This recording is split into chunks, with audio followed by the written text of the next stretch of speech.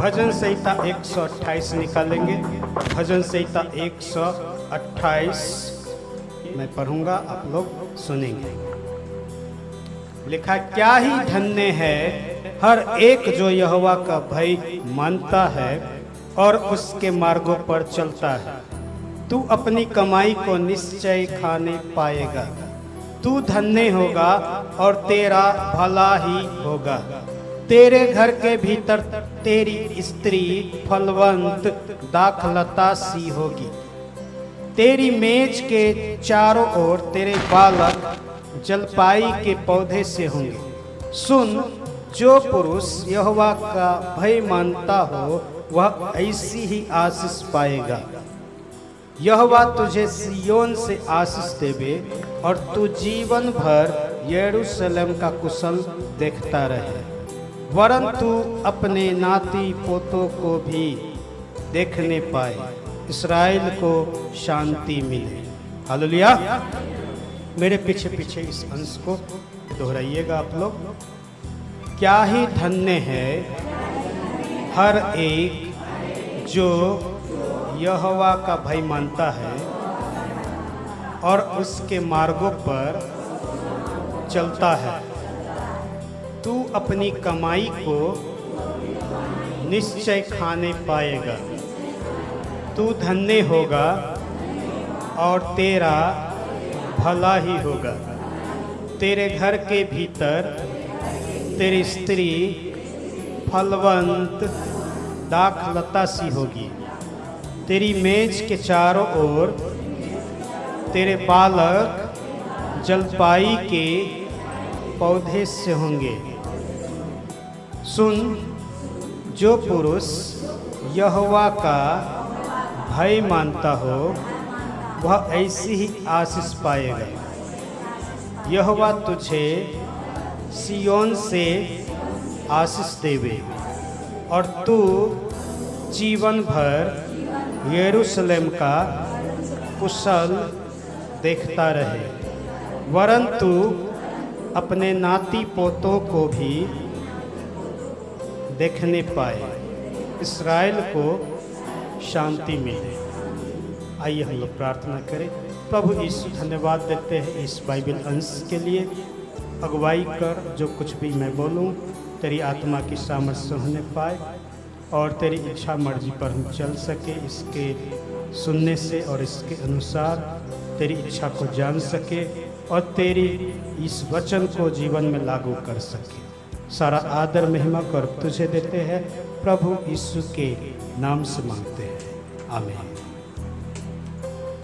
आज संसार में प्रत्येक को आशीष चाहिए। हालेलुया।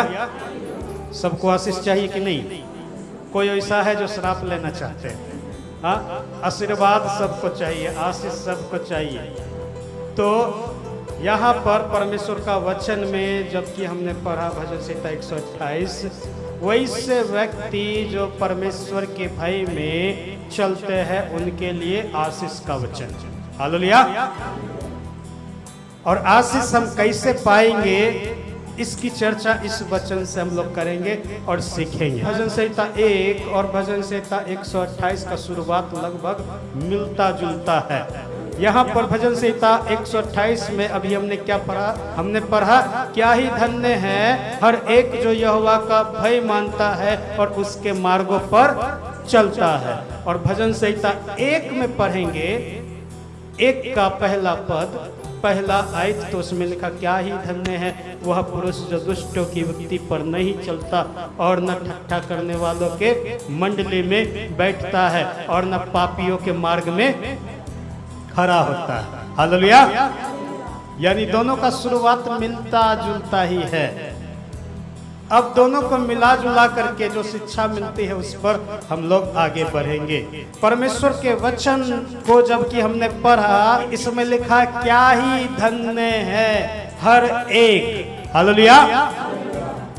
धन्य मतलब आशीषित, यानी आशीष पाया हुआ। धन्य का अर्थ क्या होता है? जोर से बोले, क्या होता है अर्थ? आशीष पाया हुआ, आशीषित लोग। वैसे लोग आशीषित है इस वचन के अनुसार जो यहोवा का भय मानता है। हालेलुया। किसका भय मानता है? यहोवा का। यहोवा कौन है? यहोवा परमेश्वर है। हालेलुया। मिसअंडरस्टैंडिंग में नहीं रहिए, यहोवा के नाम को जान लीजिए।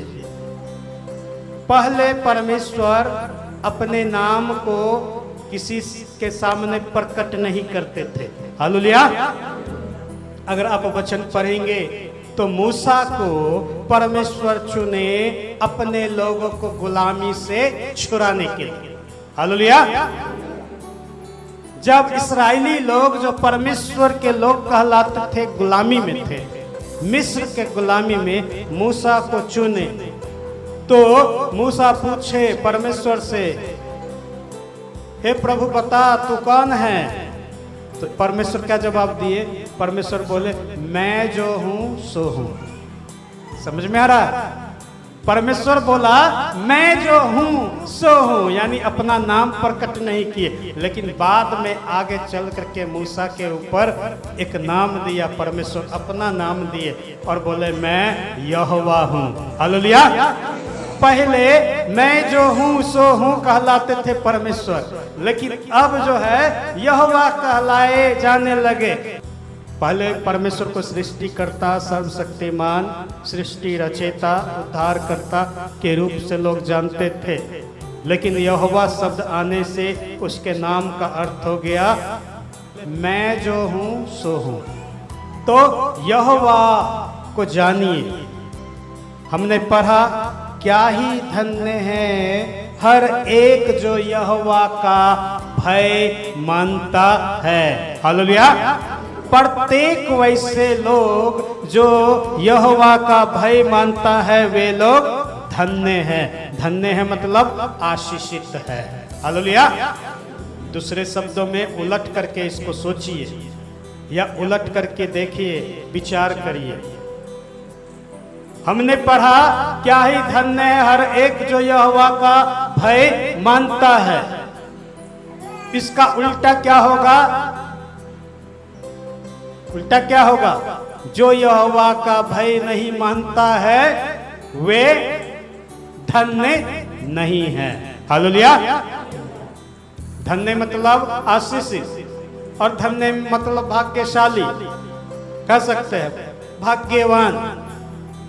और जो यहोवा का भय नहीं मानता है वो भाग्यवान नहीं है, वो अभागे है। समझ में आ रहा? तो कह सकते हैं कि वैसे लोग अभागे हैं जो यहोवा का भय नहीं मानता। हालेलुया। परमेश्वर के भय मानने वाले लोग आशीषित है, भाग्यवान है, धन्य लोग हैं। लेकिन जो परमेश्वर का भय नहीं मानते हैं वो धन्य नहीं है। हालेलुया।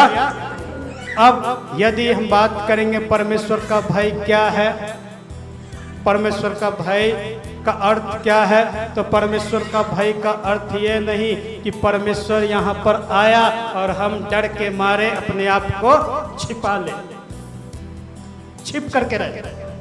परमेश्वर का भय का मतलब ये नहीं कि हम छुप जाए। कई बार होता है ना, कोई कर्जदार यदि कर्जा वसूली करने आएगा तो कई एक लोग जो कर्जदार है वो क्या करते, छुप जाते हैं, दूसरे को बोलते हैं मत बोलना कि मैं यहाँ हूं। परमेश्वर जब आते हैं हमारे से मुक्त, वैसा डर नहीं रखना है कि वो हमसे वसूली करने आए। हालेलुया। क्योंकि परमेश्वर हमारा पिता परमेश्वर है। हालेलुया। परमेश्वर हमारा सृष्टि करता है, तो हमें और आपको डरना नहीं है। डर में और परमेश्वर का भय में दोनों में अंतर है। डर मतलब क्या है? डर मतलब आप जो है थर्रा गए, थरथराने लगे, कांपने लगे। और भय का अर्थ हो जाता है कि आप आदर में उसके सामने झुक गए। हालेलुया।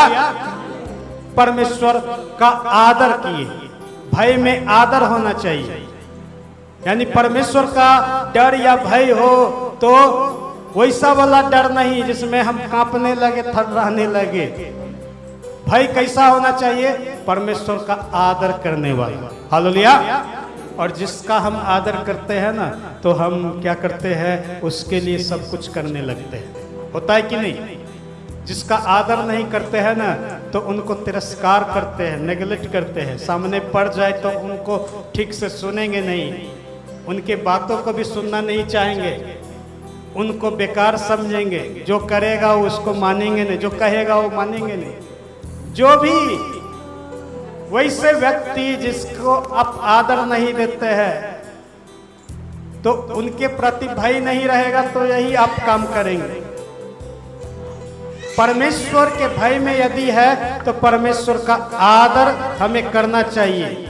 और परमेश्वर का आदर कैसे मिलता है, परमेश्वर की महिमा कैसे मिलता है? जब हम दुष्टों की युक्ति पर नहीं चलते तब। भजन संहिता 1 के अनुसार, भजन संहिता 1 का पहला पद मैंने क्या बताया? लिखा, क्या ही धन्य है वह जो दुष्टों की युक्ति पर नहीं चलता। जो दुष्टता का काम नहीं करता है, उसके जीवन से परमेश्वर का आदर होता है। हालेलुया। अगर हम दुष्टता का काम करेंगे तो परमेश्वर का बड़ाई होगा क्या? परमेश्वर का बड़ाई किस में होगा? जब हम अच्छा काम करेंगे, भला काम करेंगे तो। हालेलुया। तो पहला बात, जब हम दुष्टों की युक्ति पर नहीं चलेंगे, यानी दुष्टता का काम नहीं करेंगे, तब परमेश्वर को आदर मिलेगा। और जब हम पापियों के मार्ग में खड़े नहीं होंगे, यानी पापी लोग जहां पाए जाते हैं, वैसे लोगों के बीच में खड़ा होकर उसकी बात को सुनेंगे नहीं, तब परमेश्वर को महिमा मिलेगा, उसको आदर मिलेगा। हालेलुया। और जब ठट्ठा करने वालों की मंडली में बैठेंगे नहीं, यानी मनोरंजन जहां होता, हंसी मजाक, कहानी चुटकुला होता है, टाइम पास करता है, वैसे लोगों के बीच में जब बैठेंगे नहीं, तो परमेश्वर का आदर होगा। हालेलुया। एक समय ऐसा था कि कहानी चुटकुला मनोरंजन करने वाले लोग जहां पर बैठते थे, मनोरंजन करते थे, वैसे जगह पर मैं भी चला जाता था। लेकिन एक बार एक वचन हमें मिला परमेश्वर के इस कलाम से, इस वचन से प्रभु ने हमें आशीष दिया, और उस दिन से मेरा जीवन बदल गया। हालेलुया। पहला तीमुथियुस 4 अध्याय 7 वचन। पहला तीमुथियुस 4 अध्याय 7 वचन में परमेश्वर का वचन कहता, पर अशुद्ध और बुढ़ियों की सी कहानियों से अलग रह और भक्ति के लिए अपना साधन कर। हालेलुया। मेरे पीछे पीछे बोलिए, पर अशुद्ध और बुढ़ियों की सी कहानियों से अलग रह और भक्ति के लिए अपना साधन कर। हालेलुया। और साथ ही साथ एक और वचन हमें मिला इसी के साथ, दूसरा तीमुथियुस 2 अध्याय और 16 वचन। यहां पर लिखा है, पर अशुद्ध बकवाद से बचा रह, क्योंकि ऐसे लोग और भी अभक्ति में बढ़ते जाएंगे। मेरे पीछे इस पद को भी बोल दीजिए, पर अशुद्ध बकवाद से बचा रह, क्योंकि ऐसे लोग और भी अभक्ति में बढ़ते जाएंगे। क्या हमने पढ़ा? अशुद्ध बकवाद से बचा रह, क्योंकि ऐसे लोग जो अशुद्ध बकवाद में पड़े रहते हैं, वैसे लोग और भी अभक्ति में, किसमें? जोर से बोले, किसमें? अभक्ति में। अभक्ति मतलब क्या? भक्ति से विपरीत, भक्ति से अलग होते चले जाएंगे। भक्ति मतलब परमेश्वर में मन लगाना, अभक्ति मतलब परमेश्वर से दूर जाना। हालेलुया। वैसे लोग जो कहानी चुटकुला मनोरंजन करते हैं, वैसे लोगों के लिए ही ये वचन है। पहला तीमुथियुस 4 अध्याय 7 वचन और दूसरा तीमुथियुस 2 अध्याय 16 वचन। हमें और आपको भक्ति के लिए साधन करना है, यानी कि भक्ति में समय बिताने की जरूरत है। हालेलुया। परमेश्वर का भय मानने का मतलब क्या है? परमेश्वर की भक्ति में आगे बढ़ना। हालेलुया। परमेश्वर का भय है तो आप भक्ति में आगे बढ़ेंगे, भय नहीं है तो अभक्ति में आगे बढ़ेंगे। परमेश्वर का भय है तो परमेश्वर के भय में हर जगह बैठेंगे, चाहे कहीं भी। जब ये वचन मुझे मिला तब से मैंने जीवन को बदल लिया। उसके बाद से अगर मेरे मुंह से चुटकुला कहानी भी निकलता है तो भक्ति के लिए निकलता है, क्योंकि यदि हम परमेश्वर के भय में रहते हैं तो अभक्तिपूर्ण बातों से अलग रहना चाहिए। अगर कहानी चुटकुला में मन लगाने लगे तो फिर सोच लीजिए, मान लीजिए आधा घंटा गपास्टिंग किए, गपास्टिंग बोलते हैं ना, आधा घंटा गपास्टिंग किए, गपशप किए और अनाप शनाप बोल करके टाइम पास कर दिए, तो क्या हुआ? कुछ मिला क्या? कुछ नहीं मिला उससे। लेकिन वो आधा घंटा भक्ति की बात किए तो दो जन बैठ करके जो सुना उसको भी आशीष मिला, वो भी कुछ सीख लिया। हालेलुया। तो ये वचन मिलने के बाद से मैं अपने जीवन को बदला और मैंने जाना परमेश्वर के भय में रहना है तो जुबान से वैसी ही बात बोलना है जिससे दूसरे को फायदा मिले। व्यर्थ का कहानी चुटकुला मनोरंजन किस्सा की बात नहीं।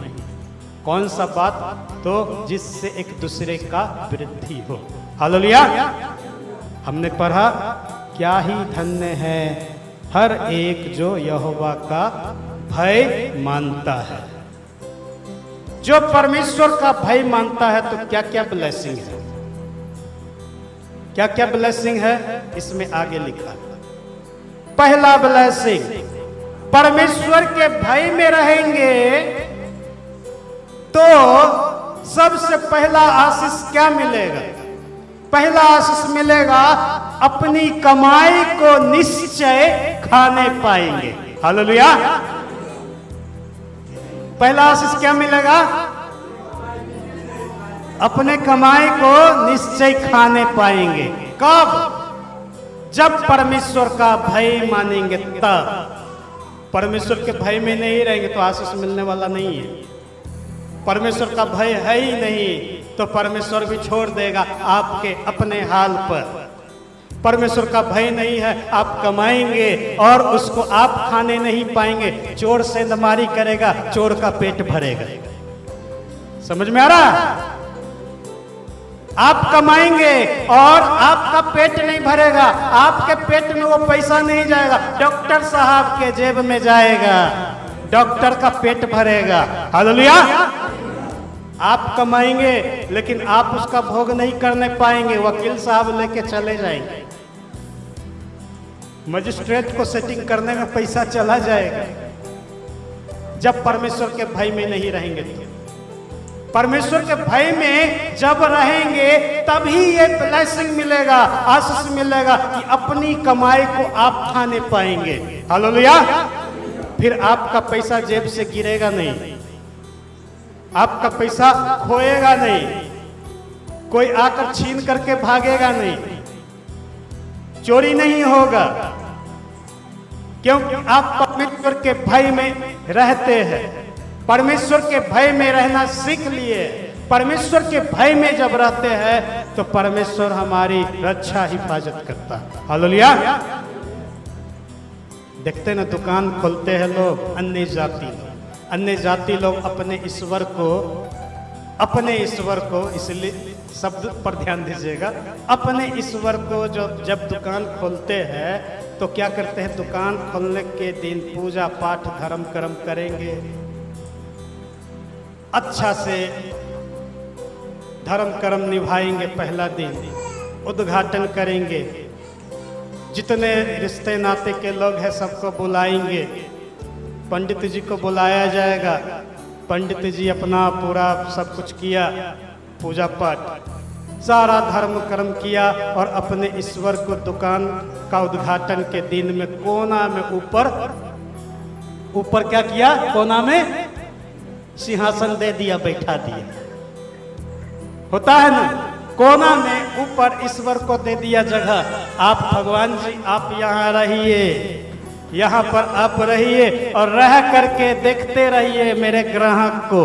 ग्राहक के मन में काम करिए कि जहाँ 2 लेना है 4 वो खरीदे, थोड़ा इनकम ज्यादा होगा। दुआ यही करते हैं ना भगवान से, भगवान जी आज दुकान खोल रहे हैं, आज से देखिए ग्राहक आएगा तो ज्यादा से ज्यादा खरीदे, ज्यादा से ज्यादा इनकम आए, बोलते हैं ना। और साथ ही साथ भगवान जी को एक लड्डू दे देंगे खाने के लिए। लड्डू दे दिए खाने के लिए, भगवान आप लड्डू खाइए, मगन रहिए, देखते रहिए। कोई चोर नहीं आए, चोरी नहीं करे, सेंधमारी नहीं करे। और उनके सामने में, अपने ईश्वर के सामने में डंटी मार रहे हैं, वो दिखाई नहीं देता। डंटी मार रहे हैं, जबरन वसूली 2 का 4 भी ले रहे हैं, फिजूल का पैसा वसूली कर रहे हैं, यानी कि ईश्वर का, उनका अपना ईश्वर का भय नहीं। हालेलुया। हमारा परमेश्वर जीवित परमेश्वर है, काठ पत्थर ईंट मट्टी नहीं है, बनाया हुआ चीज नहीं है। लेकिन उनका जो श्रद्धा उसमें है, उनका भय तो होना चाहिए। उनके सामने चोरी कर रहे हैं, डंटी मार रहे हैं, कम तौल करके दे रहे हैं, कोई डर भय नहीं।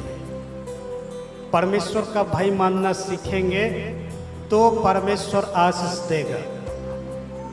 और वो परमेश्वर जीवित परमेश्वर है। जीवित परमेश्वर को हम मानते हैं, हम कोई फोटो मूर्त को नहीं मानते, जीवित परमेश्वर को मानते हैं जिसने हमें और आपको बनाया। जब उसके डर भय में रहेंगे, पहला आशीष क्या मिलेगा? तो पहला आशीष मिलेगा ये कि हम अपने कमाई को खाने पाएंगे। हमारा पैसा व्यर्थ में बर्बाद नहीं होगा, हमारा पैसा डॉक्टर के पास नहीं जाएगा, हमारा पैसा गिरेगा नहीं, हमारा पैसा ठेकेदार रोक करके नहीं रखेगा।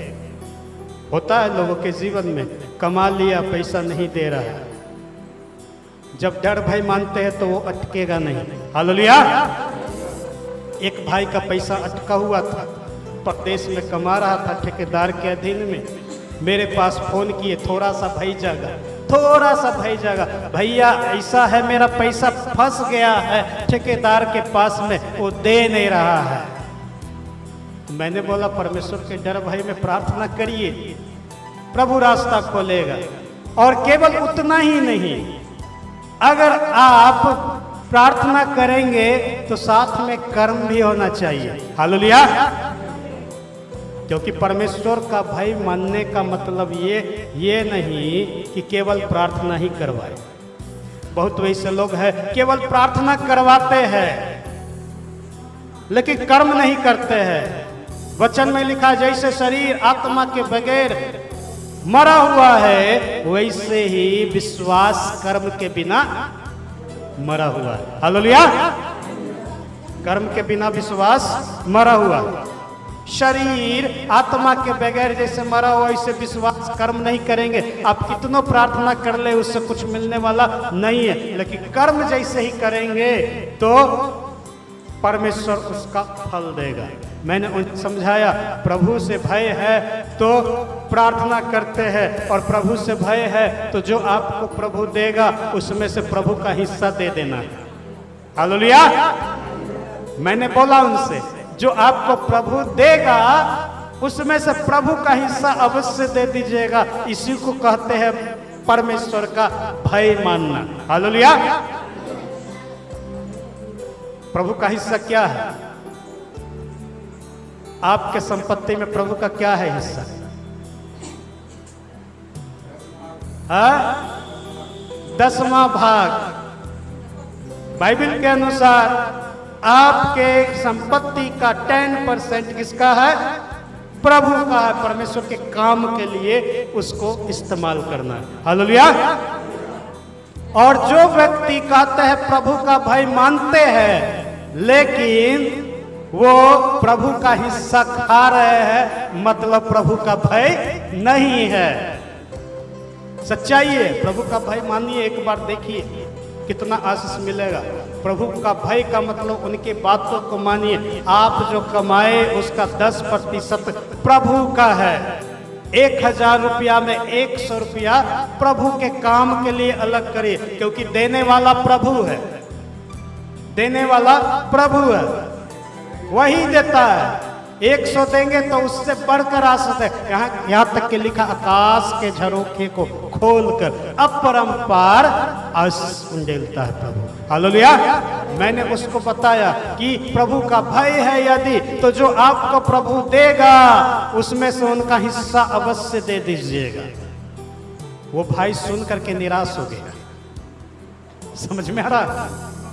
वो भाई सुन करके निराश हो गया, वो शांत हो गया। मैंने बोला क्या हो गया ये सुन करके, क्या हो गया? अच्छा कोई बात नहीं, आप माने या ना माने, लेकिन जहां जिस जगह आप रहते, मैंने बाद में बोला, जहां जिस जगह में आप रहते हैं बगल का चर्च का पता हम दे देते हैं, वहां चले जाइए, वहां जाकर संगति करिए समय निकाल करके, और जो आपको इच्छा है कम से कम ऑफरिंग बॉक्स में डब्बा में दे दीजिएगा अपने इच्छा के अनुसार।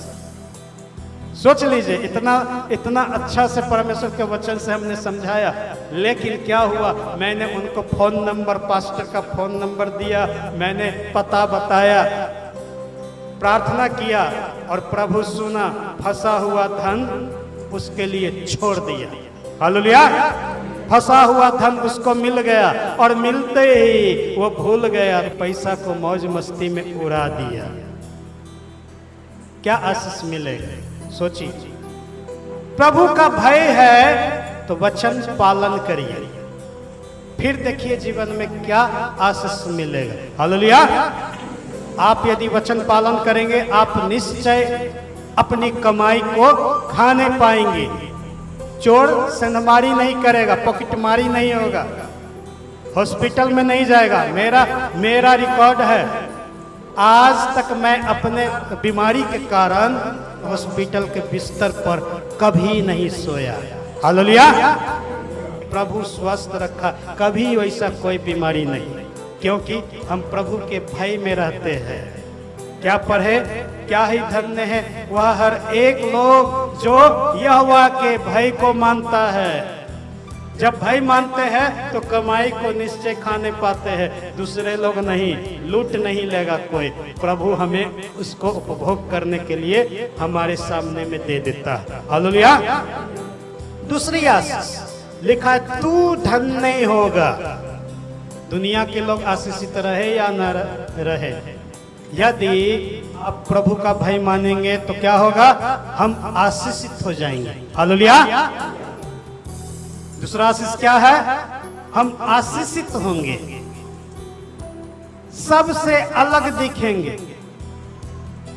जो प्रभु में आ जाते हैं जीवन बदल जाता है। दोस्तों के बीच में अगर जाएंगे तो दोस्त से अलग दिखेंगे, समाज के बीच में जाएंगे तो समाज से अलग दिखेंगे, गांव में घूमेंगे कहेगा ये अलग किस्म का, बाहर का, कहीं और का आदमी। हालेलुया। और ये हम लोग के साथ होता है। परमेश्वर ऐसा आशीष दिया कि ये जान नहीं पाता है कि मैं यहाँ का हूँ कि बाहर का हूँ, क्योंकि मैं आशीषित हूँ। ऐसा बहुत लोग हैं मुझे समझते हैं बाहर से मैं आया हुआ हूँ, बाहरी लोग, क्योंकि परमेश्वर का आशीष है। किसी संसार के लोग में हम मिले हुए दिखाई नहीं देते हैं। हालेलुया। 5 व्यक्ति है, मान लीजिए 5 व्यक्ति, ये 4 हो गया, 1 2 3 4, ये 5 व्यक्ति है। मोटा आदमी है, पतला आदमी है, छोटा नाटा आदमी है, ये भी काला आदमी है।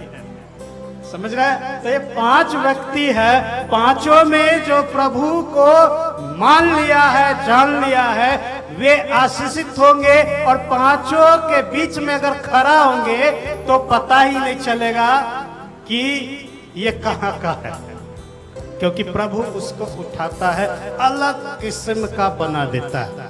परमेश्वर के वचन में क्या पढ़ते हैं? जो प्रभु में है वो नई सृष्टि है, पुरानी बातें बीत गई, देखो सब नई हो गई। हालेलुया। तो भाई मानने वालों के लिए दूसरा आशीष क्या है? परमेश्वर ऐसा आशीष देता है कि सब के बीच में रहने के बाद भी दूसरों के सामने ऐसा दिखाई देंगे कि उसके जैसा कोई और नहीं है, यानी आशीषित बनाता है। तीसरा आशीष है, लिखा है तेरा भला ही होगा। तीसरा आशीष क्या है? तीसरा आशीष भलाई मिलेगा। जब प्रभु का भय मानेंगे, लिखा है परमेश्वर के वचन में, सारी बातें मिल करके भलाई को उत्पन्न करता है। हालेलुया। गर्मी के दिन में गर्मी लगेगा, ठंडी के दिन में ठंडा लगेगा, मौसम का दुष्प्रभाव होगा, बुखार लगेगा, सर्दी भी लगेगा, क्योंकि शरीर नहीं बदला है। लेकिन सब कुछ को झेलते हुए भी आपके जीवन में भलाई उत्पन्न होगा। हालेलुया। जब प्रभु के भय में रहेंगे तो जीवन में प्रभु भलाई उत्पन्न करेगा, और भय में नहीं रहेंगे तो भलाई नहीं मिलेगा। हम बीमार पड़ेंगे, पड़े रह जाएंगे, हमारा संपत्ति नष्ट होगा, डॉक्टर खाएगा, शरीर गिर जाएगा, शरीर का ताकत जाती रहेगी, हड्डी हड्डी दिखाई देने लगेगा, ताकत जो है छीन हो जाएगा। लेकिन प्रभु में बने रहेंगे तो भलाई मिलेगा। हालेलुया। प्रभु हमारे साथ भलाई का काम करता है। प्रभु हमारे साथ भलाई का काम करता है। हर एक बातों में भलाई उत्पन्न करता है। यदि प्रभु का भय मानेंगे तो आपके जीवन में भी भलाई होगा। हालेलुया। अब देखिए चौथा आशीष, ध्यान से सुनिएगा। चौथा आशीष 3 पद में लिखा हुआ है। चौथा आशीष क्या है? लिखा है तेरे घर के भीतर तेरी स्त्री फलवंत दाखलता सी होगी, और तेरे मेज के चारों ओर तेरे बालक जलपाई के पौधे से होंगे। क्या लिखा है? तेरे घर के भीतर तेरी स्त्री फलवंत दाखलता सी होगी, यानी कि परमेश्वर स्त्रियों के बीच में बांझपन जो है उसको दूर करेगा। हालेलुया। चौथा आशीष है, जो प्रभु के भय में रहेगा उसके जीवन से बांझपन को प्रभु दूर करेगा। क्या लिखा? तेरे घर के भीतर तेरी स्त्री फलवंत दाखलता सी होगी। दाखलता मतलब क्या? अंगूर का लता। हालेलुया। दाख मतलब अंगूर होता है, और अंगूर का फल जो है बहुत ही लुभावने और अच्छे होते हैं, और वो गुच्छा में होता है। हालेलुया। एक फल नहीं, अनेक फल मिलता। हालेलुया। बहुत वैसे लोग हैं जिनके जीवन में संतान नहीं है, जिनके जीवन में संतान नहीं है। करना क्या होगा उसके लिए? परमेश्वर के भय में आगे बढ़ना होगा। क्या पढ़े यहाँ? तेरे घर के भीतर तेरी स्त्री फलवंत दाखलता सी होगी, और तेरे मेज के चारों ओर, मेज मतलब क्या? मेज मतलब वो स्थान जहाँ पर बैठ करके हम लोग खाना खाते हैं, यानी कि जब हम खाने बैठते हैं तो साथ में हमारे बच्चे भी होंगे। हालेलुया। वो कब होगा? जब परमेश्वर के भय में बने रहेंगे तब। बने रहेंगे तब। कई एक वैसे है जिनके जीवन में संतान नहीं है, कई एक वैसे है जिनको प्रभु बढ़ाता है, संतान दिया, लेकिन आगे वो नष्ट हो जाता है, बढ़ता नहीं, फलवंत नहीं हो पाता, यानी समय से पहले वो फल जो है नष्ट हो जाता है, बच्चे नहीं हो पाते। तो वचन क्या क्या सिखाता है? उस समय परमेश्वर के भय में आगे बढ़ी। बहुत वैसे पुराने लोग भी है, और पुराने लोग भी होते हैं जिनके घर में संतान नहीं है, मैं बराबर बताता हूँ वैसे परिवार को, वैसे पति पत्नी दोनों को बैठा करके कि आप जहाँ चूक करते हैं परमेश्वर के भय की बातों में, उसको पकड़िए। बाइबल में लिखा हुआ है छोटी लोमड़ियों को पकड़ लो जो दाख की बारी को नष्ट करती है। अंगूर के खेत में ज्यादातर जो है क्या करता है, लोमड़ी, छोटा छोटा लोमड़ी आकर खेत को तबाह कर देता है, नाश कर देता है। बाइबल में लिखा छोटी लोमड़ियों को पकड़ लो जो दाख की बारी को नष्ट करते हैं। तो इसका मतलब ये जो जीवन हमारा दाख की बारी के समान है, अंगूर के लता के समान है, उसको नष्ट करने के लिए बहुत सारा छोटे लोमड़ियां भेजा जाता है। छोटी छोटी बात को पकड़िए। अगर आप इसको नहीं पकड़ेंगे तो क्या होगा, आपके घर में फल नहीं आएगा। परमेश्वर फल देता है, लेकिन वो शैतान जो छोटे लोमड़ियों के भेष में आता है, जो नुकसान करता है, तो वो क्या करता है, उसको बर्बाद कर देता है। वचन में लिखा है कि तेरे मेज के चारों ओर तेरे बच्चे जलपाई के पौधे के समान। मतलब क्या, यानी बच्चे हरे भरे रहेंगे, लेकिन कई एक का बच्चे भी होते हैं तो मुरझाया होगा। आशीष कब मिलेगा, जब उसके भाई में बने रहेंगे। तो अब ये आशीष को पाने के लिए करना क्या है, करना ये है कि प्रभु के प्रति ईमानदार बनिए, कहीं भी चूक नहीं करिए। कई बार प्रभु देता है, लेकिन हम और आप बहकावे में आकर के गलती कर बैठते हैं, जिसके कारण से कहीं ना कहीं शैतान को अवसर मिल जाता है। वचन में क्या पढ़ते हैं, शैतान को अवसर मत दो। हालेलुया, मेरे पीछे बोले, और शैतान को अवसर मत दो। शैतान को अवसर नहीं देना। भय में यदि है, परमेश्वर के भय में है, तो शैतान को मौका नहीं दीजिए। मौका देते ही शैतान आप पर हावी हो जाएगा, आपको नुकसान करेगा, नष्ट करेगा। छोटी छोटी बातों को पकड़िए। अगर आपके घर में, परिवार में बांझपन है, या आप फलवंत नहीं है, परिवार में संतान नहीं हो रहे हैं, तो छोटी छोटी बातों को पकड़िए। अवसर नहीं दीजिए शैतान को। शैतान को अवसर देंगे तो आपको नष्ट कर देगा। मैं ये बताना चाहूंगा, जो फलवंत नहीं है, जिसके जीवन में फल नहीं लगा है, संतान नहीं है, उन लोग के लिए ब्लेसिंग है। लिखा हुआ है कि तेरे घर के भीतर तेरी स्त्री फलवंत दाखलता सी होगी। ये वचन कब पूरा होगा, जब प्रभु के भय में बने रहेंगे। तो 4, 5, 6 पद लिखा हुआ है, सुन, जो पुरुष यहोवा का भय मानता है वह ऐसी ही आशीष पाएगा। यहोवा तुझे सियोन से आशीष देवे और तू जीवन भर यरूशलेम का कुशल देखता रहे, वरन तू अपने नाती पोतों को भी देखने पाए। हालेलुया। ये 5वीं आशीष है। क्या आशीष है? जब प्रभु का भय मानते, लिखा है सुन, जो पुरुष यहोवा का भय मानते हैं। यह पुरुष इसलिए लिखा गया कि बाइबल का जो जमाना था वो पुरुष प्रधान देश था। हालेलुया।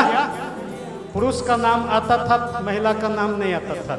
लेकिन आप बोल सकते हैं कि जो कोई यहोवा का भय मानता हो, मेरे पीछे बोलिए, जो कोई यहोवा का भय मानता हो वह ऐसी ही आशीष पाएगा। हालेलुया। कैसा आशीष? कमाई में बरकत मिलेगा, कमाई को खाने पाएंगे। दूसरी आशीष क्या मिलेगा? हम धन्य कहलाएंगे, आशीषित कहलाएंगे। तीसरी आशीष, सारे बातों मिलकर के जीवन में भलाई होगा। चौथी आशीष, हमारे घर में बांझपन नहीं रहेगा, हमारे घर में बच्चे भी दिखाई देंगे। हालेलुया। और 5वीं आशीष अंतिम में लिखा हुआ, तू अपने नाती पोतों को भी देखने पाएगा।